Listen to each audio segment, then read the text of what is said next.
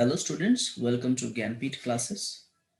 আজকে থেকে আমরা আবার শুরু করছি MSO3। MSO3 শুরু করার আগে বলবো যে MSO3 প্লে লিস্টে যে স্ট্র্যাটেজিক ভিডিও আছে বা ইগনোর সমস্ত ভিডিওর আগে যে একটা স্ট্র্যাটেজিক ভিডিও দেওয়া রয়েছে সেটা যেন সবাই দেখে নেয়। আর আরেকটা কথা মনে করিয়ে দেবো, সেটা সেই স্ট্র্যাটেজি ভিডিওতেও বলা রয়েছে, সেটা হলো যে আমরা কিন্তু ইগনোর সমস্ত প্রশ্ন উত্তর শেষ করি না। আমরা এক্স্যাক্টলি গত 5 বছরে 10টা সেটে কি কি প্রশ্ন এসেছে শুধুমাত্র সেইগুলোই শেষ করি। তার কারণ আমাদের যে প্রশ্নগুলো কমন দরকার, সেই 5টা প্রশ্ন কমন পেলেই তো হলো। সেই কারণে আমরা সেইভাবেই পড়াটা রেডি করি, এমন প্রশ্নগুলোই রেডি করি যাতে আমি যখন পরীক্ষা দিতে যাব তখন যাতে 5টা কোশ্চেন আমি একদম সলিড সেখান থেকে কমন পাই। তো সেই কারণেই এই গান্ধিয়ান পার্সপেক্টিভটা আমরা যেটা পড়বো সেটা কিন্তু আমরা পুরোটা পড়তে হবে, কারণ গান্ধী পার্সপেক্টিভ যখন আসে তখন এটা ওভারঅল আসে এবং সেটা অনেকবার এসেছে এবং এটা ইম্পর্টেন্ট। এইবার তাহলে শুরু করা যাক গান্ধী পার্সপেক্টিভ, যে এখানে কি বলেছে এবং কি কি আমাদের এখান থেকে পড়তে হবে এবং কিভাবে আমরা লিখবো। বলে রাখি যে গান্ধীর পার্সপেক্টিভ যদি স্পেসিফিক্যালি বলে দেয় তাহলে কিন্তু আমাদের মাথায় রাখতে হবে গান্ধীজির যেই পার্সপেক্টিভগুলো ছিল সেগুলো কিন্তু সবই মূলত শিক্ষা, স্বদেশী কেন্দ্রিকতা এবং কিভাবে গ্রামোন্নয়ন করা যায় সেই বিষয়টাকে কেন্দ্র করেই। তাই তার যে ডেভেলপমেন্টের পার্সপেক্টিভ বলতে কিন্তু আসলে এইগুলোই বলা হয়েছে, যে তিনি গ্রাম এবং খাদি উদ্যোগের জন্য কি কি করেছিলেন, শিক্ষার জন্য তিনি কি ভাবনা ভেবেছিলেন, গ্রামের ওপর অর্থনৈতিক উন্নতির উপর ভিত্তি করে কিভাবে একটা দেশের অর্থনৈতিক উন্নতি হবে এবং স্বদেশীজাত দ্রব্য ব্যবহার করার মাধ্যমে আমরা কি করে আমাদের সমগ্র জীবনটাকে বদলাতে পারি, সেই বিষয়টা। তো শুধু এই বিষয়গুলো যেগুলো কিন্তু আমরা ছোটবেলা থেকে জানি পড়ছি সেগুলোই যদি আমরা সুন্দর করে লিখে দিয়ে আসতে পারি তবেই কিন্তু আমরা নাম্বার পেয়ে যাব। এবার একটু এগানো যাক। এখানে কি লেখা রয়েছে, Gandhian perspective on development is distinct on two counts, it prioritize self development over material prosperity. তাহলে দেখো, নিজস্ব বিকাশ, ঠিক আছে, বস্তুগত বিকাশের থেকে নিজস্ব বিকাশের উপর বেশি জোর দেওয়া, আর development of villages, rural industries and working at the grassroot over modern machinery, technology and mills. যে বড় বড় যে শিল্প, বড় বড় যে কারখানা, সেগুলোর থেকেও আগে আমাদের গ্রাম, সেখানকার যে ছোটখাটো শিল্প, সেইখানে মানে তৃণমূল স্তরের যে শিল্প গ্রামের, এবং সেটা হস্তশিল্প এবং সেটা যে কোনো কিছু বস্ত্রবয়ন শিল্প, সমস্ত কিছুর উপর বেশি জোর দেওয়া। তাহলে এইটা যদি আমরা এক দুই করে লিখে আসতে পারি তাহলে প্রথমেই আমরা প্রথম প্যারাতেই দেখিয়ে দিতে পারবো যে আসলে উনি বলতে কি চাইছিলেন। এবার এগানো যাক।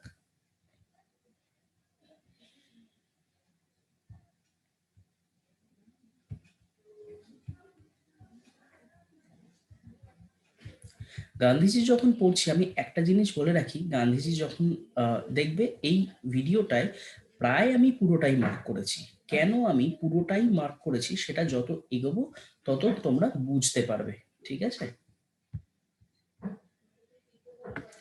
প্রথম কথা, পুরো গান্ধী যে নোশন অফ পার্সপেক্টিভটা পড়ে আমার কোনো জায়গা মনে হয়নি যে সেটার কঠিন ইংলিশে লেখা রয়েছে, এক। এবং দ্বিতীয়ত মনে হয়নি যে কোনো কিছু বাদ দেওয়া যায়।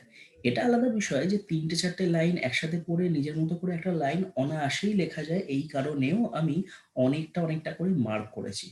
যেমন খাদি অ্যান্ড ভিলেজ ইন্ডাস্ট্রিজ, আমরা কিন্তু চোখ বন্ধ করে না দেখেই এই বিষয়ে অনেক কথা বলে দিতে পারি।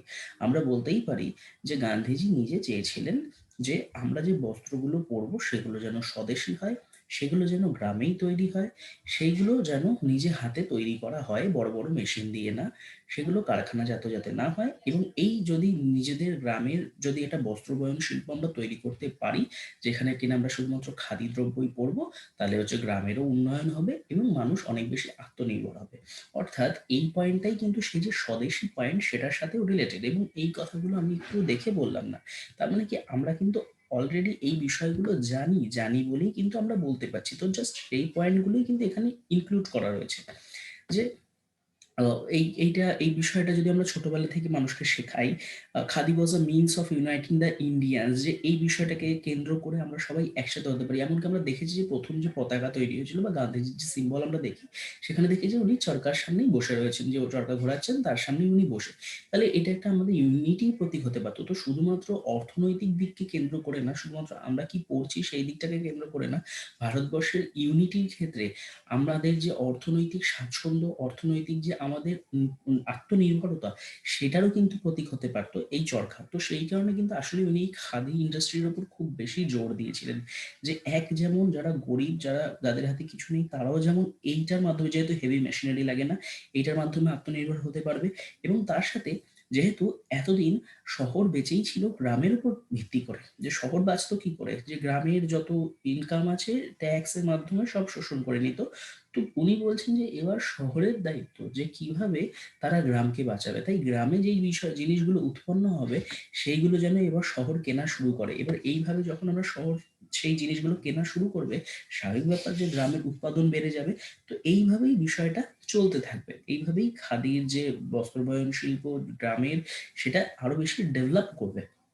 তো শুধুমাত্র এই জিনিসগুলোই না, উল্টে যদি একটা গ্রাম ডেভেলপ হতে থাকে, তাহলে সেই গ্রামের মধ্যেকার যে সমস্ত সমস্যাগুলো রয়েছে বা সেই গ্রামের মধ্যে মানুষকে সচেতন করার যে দিকগুলো রয়েছে, সেগুলোও কিন্তু আমরা ধীরে ধীরে করতে পারবো।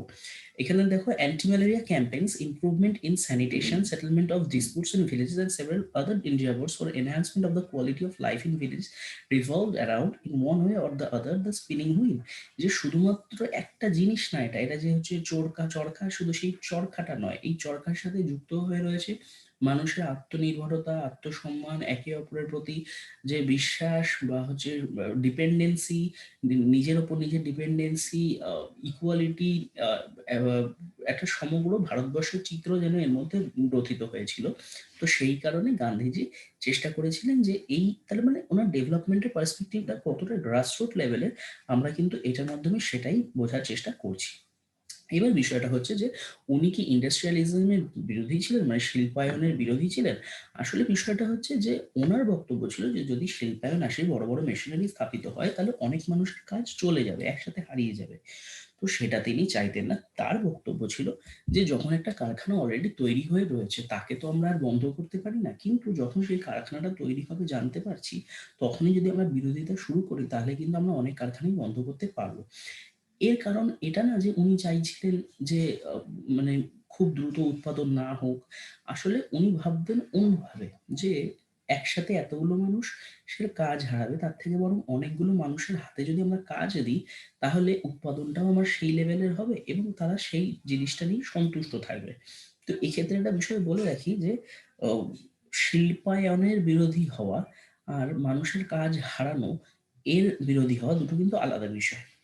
যদি কোনো উনি দেখেন যে ভারতবর্ষের যে আহ, গ্রাম, সেই গ্রাম স্পেসিফিক এই শিল্প, এবং শুধু এইটা না, তাছাড়া আর যা যা রয়েছে, ঠিক আছে, পটারি হতে পারে, অন্য আমরা যত আরো এগোবো তত তখন দেখতে পারবো, সেগুলোর উপর ভিত্তি করে ঘুরে দাঁড়াতে পারবে। বরং ইন্ডাস্ট্রিয়ালাইজেশন, হেভি মেশিনস, টেকনোলজি এসে সেই জিনিসগুলো কেড়ে নিচ্ছে, তার স্বাভাবিক ব্যাপার যে উনি এটার বিরোধিতা করবেনই। তার সাথে আর যেটা বলেছিলেন, Gandhi said that other village industries stand apart from khadi primarily because they do not involve volunteer labor in large numbers। যে লোক পাওয়া যায় না যে যারা কিনা এটা শেখাবে, বোঝাবে, etc. These industries may continue as handmade of khadi but they cannot exist without khadi। যে খাদিটাকেই কিন্তু উনি বলেছিলেন যে এইটাই আসলে তাদের টিকিয়ে রাখবে মার্কেটে। May, however, be added that Gandhi did agree that the village economy could not be complete without the operation of village industries, those of hand grinding, hand pounding, soap making, অর্থাৎ সাবান তৈরি, পেপার তৈরি, চামড়ার শিল্প, মানে তেল পেশাই করা থেকে শুরু করে যতগুলো কাজ আছে, মানে আমরা যেটা বলি যে আহ, কুমোর, কামার, শ্যাকরা, ইটিসি, যত যত বিজনেস থাকতে, মানে যত এরকম প্রফেশন থাকতে পারে, উনি কিন্তু প্রত্যেকটার ওপরই জোর দিয়েছিলেন। শুধু মানে গ্রাম উন্নয়ন এবং খাদি শিল্পের যে উন্নয়ন সেটার ক্ষেত্রে কিন্তু উনি সবকটা জিনিসই কভার করার চেষ্টা করেছিলেন, যে সবটা মিলিয়েই জিনিসটা তৈরি হবে। এমন না যে শুধুমাত্র খাদির উপরেই উনি জোর দিচ্ছেন। অর্থাৎ একটা ইকোনমিকে তৈরি করার জন্য যা যা লাগে, এবার কেমন economy? Self sufficient economy. Self sufficient economy মানে যেই ইকোনমিতে আহ, কেউ কাউকে অন্যের উপর ভরসা করে থাকতে হবে না, নিজেই সে নিজের উপর ভরসা করতে পারবে। আমরা ভারতবর্ষ যারা পড়েছি তারা জানি সেলফ সাফিসিয়েন্ট ইকোনমি ভিলেজ কে ধরা হতো বা দেখা হতো, এবং সেই বিষয়ে অনেক মতান্তর আছে যে সত্যিই কি ভারত সেলফ সাফিসিয়েন্ট ছিল। তো বলা হয় যে পুরোপুরি সেলফ সাফিসিয়েন্ট ছিল না, বাট কিছুটা সেলফ সাফিসিয়েন্ট ছিল। তো বিষয়টা কিন্তু সেটাই, যে এই যে কতটা সেলফ সাফিসিয়েন্ট বা আরো কতটা সেলফ সাফিসিয়েন্ট করা যেতে পারতো, সেই বিষয়গুলো কিন্তু সম্পূর্ণ ডিপেন্ড করছে যে একটা গ্রাম কিভাবে নিজের যে শিল্পগুলো আছে সেই শিল্পগুলোকে এগিয়ে নিয়ে চলবে। তো শিল্প বলতে কিন্তু আসলে এইগুলোই, যেগুলো কিন্তু এই যে ছোট ছোট আমরা দেখলাম যে তেল পেশাই করা বা ইটিসি ইটিসি।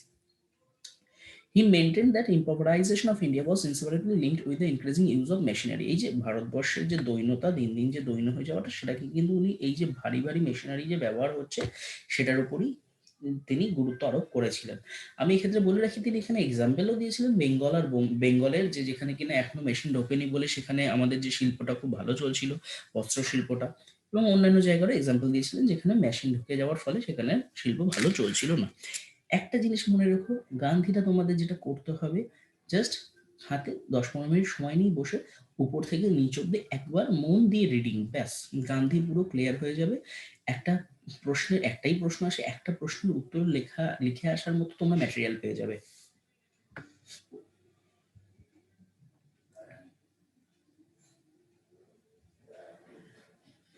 তিনি আবারও বলছি যে ওই গ্রামের যে কনসিয়াসনেস টিমও তৈরি হয়েছিল, যেখানে কিনা এই খাদি কিভাবে চলে, যে ভিলেজ ইন্ডাস্ট্রি কিভাবে চলবে সেগুলো নিয়ে বলা হতো, এবং তার একটা নির্দিষ্ট পত্রিকাও ছাপানো হতো। সেই বিষয়গুলো এই প্যারাটায় লেখা রয়েছে, সেকেন্ড প্যারাটা এই পেজের।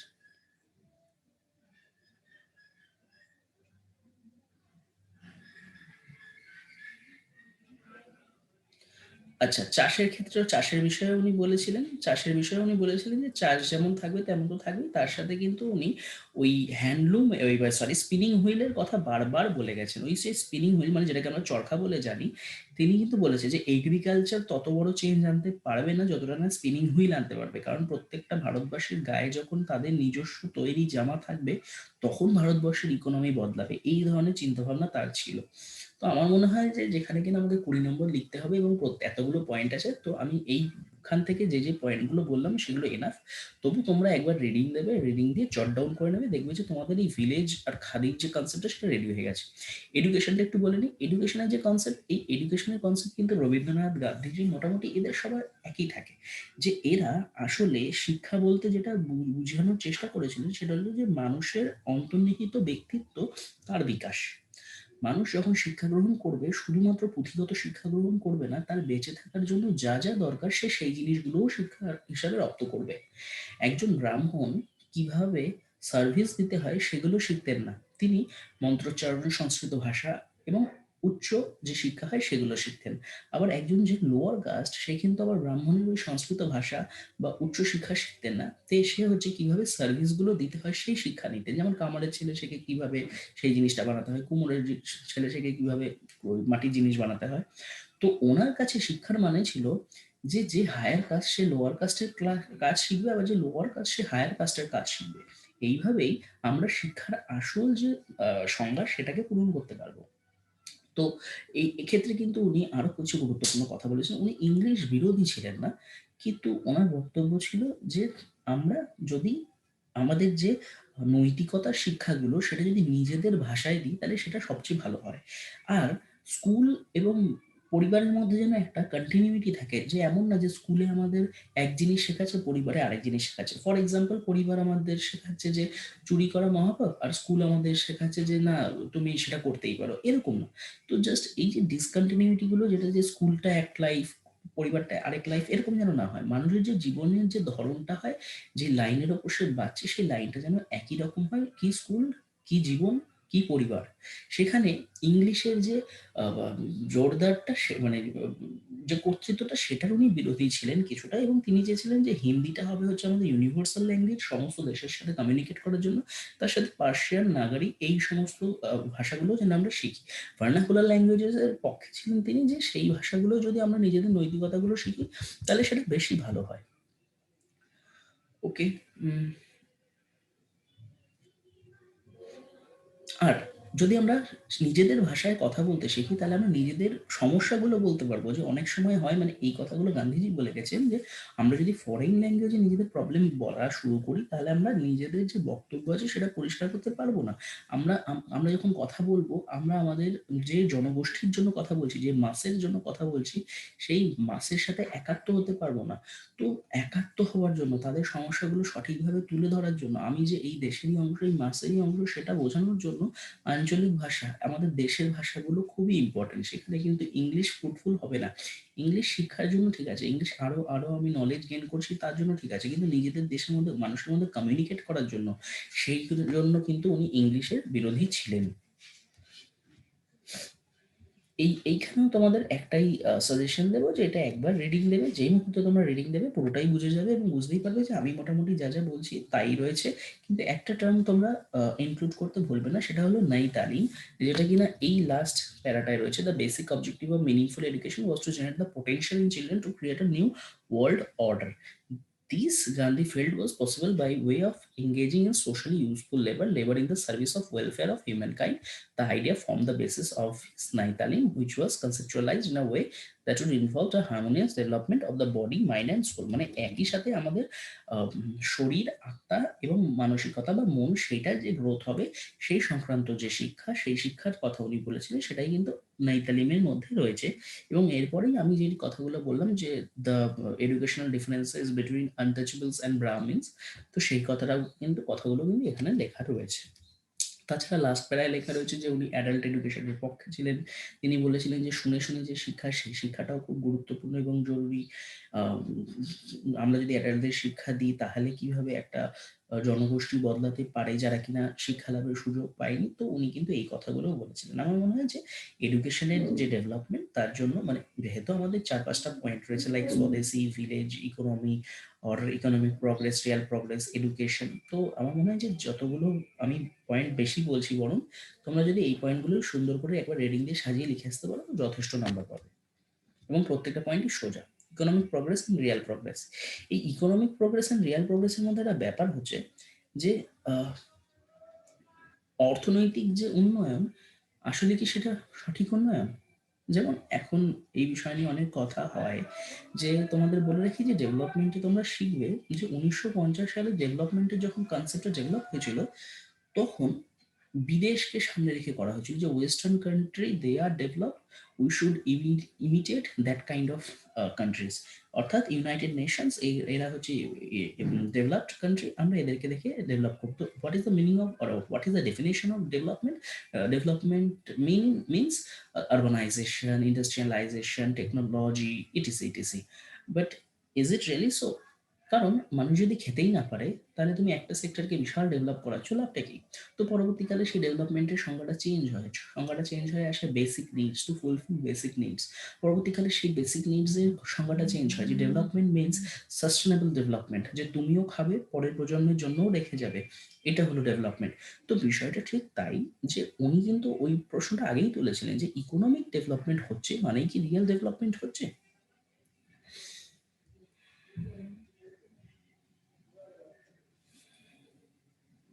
উনি কিন্তু সেই মানে এই জায়গাটা পড়ে অনেকের মনে হতেই পারে যে হ্যাভস হ্যাভ নটস এর কথা বলেছেন, রিচ পুয়ার এর গ্যাপটা যাতে না বাড়ে সেই কথা বলেছেন। তো মার্কসের যে কথাগুলো অনেকটা কিন্তু সেইটার সাথেও তোমরা মিল পাবে। তো মার্কস যারা পড়েছো তাদের এই বিষয়টা বুঝতে বা লিখতে সুবিধা হবে। কিছুই না, যে কিভাবে দুজনের মধ্যে ডিসপ্যারিটিটা বেড়ে যাচ্ছে এবং সেটা যাতে না বাড়ে সেই সেটাকে কেন্দ্র করে যে ইকোনমিক ডেভেলপমেন্ট, সেটার কথা। আনএমপ্লয়মেন্ট, আন্ডার এমপ্লয়মেন্ট, হ্যাঁ গ্রামে যেটা দেখা যায় সেটা হচ্ছে যে আন্ডার এমপ্লয়মেন্ট দেখা যায়, কারণ একই জমি থেকে, সেই জমি থেকে নির্দিষ্ট ফসলই আসে এবং তার উপরই ভিত্তি করে আরো অনেক বেশি মানুষ ডিপেন্ডেন্ট থাকে। তো এই যে ডিপেন্ডেন্সিটা, যেটাকে আমরা বাংলায় ছদ্ম বেকারত্ব বলেও জানি, তো সেইটা সরানোর জন্য উনি কিন্তু এই এই যে গ্রামের উদ্যোগের কথা বলেছিলেন যে কৃষি দিয়ে মানুষের সাহায্য হবে না, এই কারণে কিন্তু বলেছিলেন যে একটা কৃষি জমি সেখানে 5 জন ডিপেন্ডেন্ট, যেখানে কিনা 2 জন ডিপেন্ডেন্ট থাকা উচিত। তো এই যে 3 জন, সেই 3 জন তাহলে কি করবে? ওই কারণে উনি বলেছিলেন যে এগ্রিকালচার আমাদের দেশে সেই চেঞ্জটা আনতে পারবে না যেটা খাদি আনতে পারবে। তো আশা করি রিলেট করতে পারছো। তো আসলে পুরো একই একটা একটা জিনিসই বলেছেন এবং সেটা খুব সুন্দর জিনিস। এবং আমরা যদি রাউন্ডে বুঝে নিই, যে মানে সার্কেল ওয়েতে বুঝে নিই, তাহলে কিন্তু আমাদের সুবিধা হবে। আহ, এবং উনি বলেছিলেন যে তোমার যা আছে, তুমি যা ইনকাম করছো, মানে এটা एज अ कंट्री और एज अ ह्यूमन बीइंग, যে तन ढकने के लिए जितना कपड़ा चाहिए उतना कपड़ा ही काफी है, বাকি সব গরিবों में দান করে দাও। তো দেশের ক্ষেত্রেও কিন্তু তার অর্থনৈতিক যে চিন্তা ভাবনা এরকমই ছিল, যে তুমি পুরো পকেট খালি করে নিজেকে উজাড় করে গরিবদের সহায়তা করো, যে তারা খেতে পারবে, পড়তে পারবে, ব্যাস এটাই তো ডেভেলপমেন্ট। তুমি জমিয়ে নতুন কিছুতে ইনভেস্ট করে ইন্ডাস্ট্রি স্থাপন করে কি করবে? তো ওনার কিন্তু এই ইকোনমিক ডেভেলপমেন্ট ভার্সেস রিয়েল ডেভেলপমেন্টের কিন্তু এটা একটা দিক। স্বদেশিটা অলরেডি আমরা যখন ভিলেজে পৌঁছলাম তখন আলোচনা করে নিয়েছি। তো আমি সাজেস্ট করবো যে যখন ওই ভিলেজ খাদি ওই কনসেপ্টগুলো লিখবে তখনও স্বদেশিটা ঢুকিয়ে দিতে পারো, আবার আলাদা করেও লিখতে পারো।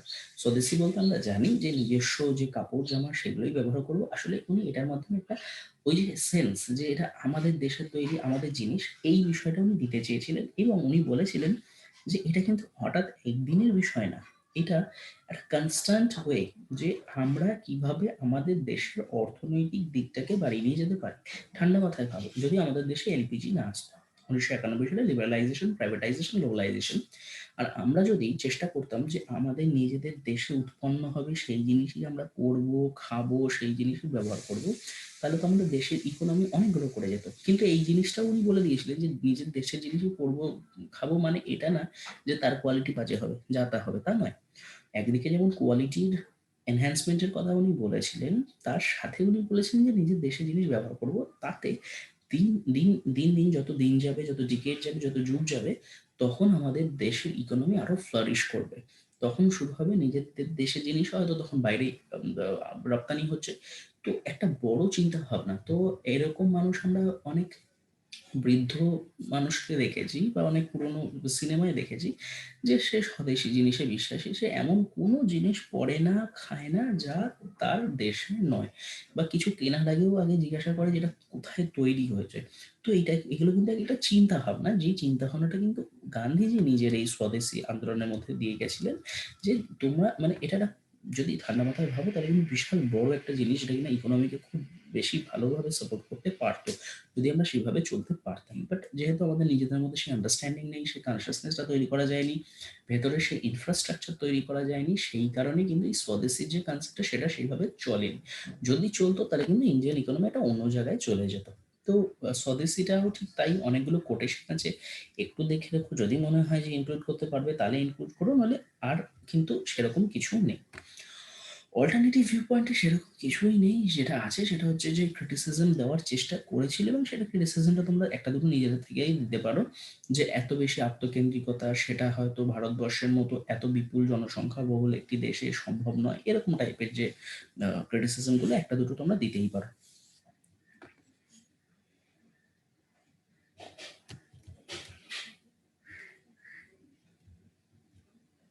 হ্যাঁ, এখানে খুব ইম্পর্টেন্ট কিছু লাইন বা কথা বলা রয়েছে ওনারই কোটেশন। বলছে যে তুমি যে জিনিসগুলো দিয়ে ট্রেন, অ্যাম্বুলেন্স এগুলো তৈরি করছো, আবার সেই জিনিসগুলো, সেই ইকুইপমেন্টগুলো দিয়েই তো বন্দুক, আহ, তার গুলি তা তৈরি হচ্ছে। তো হয়তো একটা সামান্য সমস্যাতেই দুটো দেশের মধ্যে ঝামেলা লেগে যেতে পারে। বা তুমি যে জিনিসগুলো তৈরি করছো ভালোর জন্য, ঠিক আছে, তারও অনেক খারাপ দিক থাকতে পারে। এখানে খুব সুন্দর সুন্দর এক্সাম্পল রয়েছে, যে আমরা I am cured, I over it again and I take his pills again. যেমন ডাক্তার দেখাচ্ছি, ঠিক হচ্ছি, আবার আমি বেশি খাচ্ছি, আবার আমি অসুস্থ হচ্ছি, আবার ডাক্তার দেখাচ্ছি। কিন্তু এই টাইপের যে ছোট ছোট ছোট ছোট কনসেপ্টগুলো, সেইগুলো কিন্তু খুবই ইম্পর্টেন্ট। যে প্রত্যেকটা জিনিস আমরা যা নিজেদের সুবিধার জন্য ব্যবহার করি, যেমন ধরো আহ, কৃষি যাতে ফলন ভালো হয় সেখানে সার এসেছে, বীজ এসেছে। তো এই যে বিদেশি সার, বিদেশি বীজ, রাসায়নিক সার, এই জিনিসগুলো আমাদের তো সেই জমিটাকেই নষ্ট করে দিচ্ছে, এটা আমরা বুঝছি না।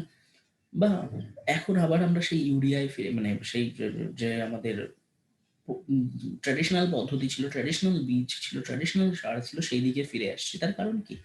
তো এক্স্যাক্টলি এই কথাগুলো কিন্তু উনি বলে গেছিলেন যে কোনো জিনিসের যদি ভালো দিক থাকে তার খারাপ দিকগুলো রয়েছে, আমরা কিন্তু খারাপ দিকগুলো দ্বারা এফেক্টেড হবো। তো বরং সেই জিনিসগুলো আমরা ব্যবহারই করবো না, আমরা বরং তার থেকে যে বিকল্প যে জিনিসটা আমরা নিজেরা মিলে তৈরি করছি সেটার উপর জোর দিই। তো এক্স্যাক্টলি পুরোটা এটাই ছিল হচ্ছে গান্ধিয়ান পার্সপেক্টিভ অফ ডেভেলপমেন্ট। আশা করি তোমরা বুঝতে পারলে, এবং আমরা ছোটবেলা থেকে এগুলো মোটামুটি স্কুল কলেজে জেনেই আসছি। তো একবার জাস্ট রিডিং নাও যতটুকু তোমাদের মোটামুটি হলুদ হাইলাইট করা রয়েছে। অল্টারনেটিভ ভিউ পয়েন্টটা আমি রেখেছি যে কেউ পড়তেও পারো, নাও পড়তে পারো।